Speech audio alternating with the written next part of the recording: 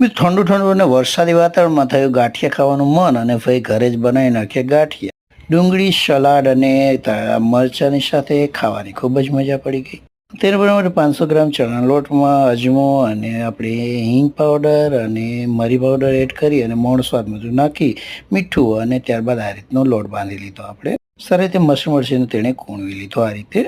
તો આપણી પાસે ગાંઠિયા વણવાનો પાટલો નહોતો એટલે આપણે જે રોટલી વણીએ તેમાં જ આ રીતના આપણે સારી રીતે કૂણી અને આ રીતના આપણે પ્રેસ કરી અને હાથની મદદથી આ રીતે વણેલા ગાંઠિયા બનાવીએ. ધીમી આંચ પર આપણે તેલ ગરમ કરવા મૂકી દીધેલું. બબલ્સવાળું આવું તેલ થાય એટલે તેની અંદર એડ કરી દીધા ગાંઠિયા અને ધીમા ગેસ પર જ આપણે આ ગાંઠિયાને તળવાના છે.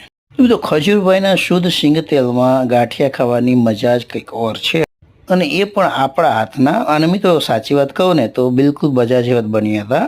ખાવાની બધાને ખૂબ જ મજા પડી.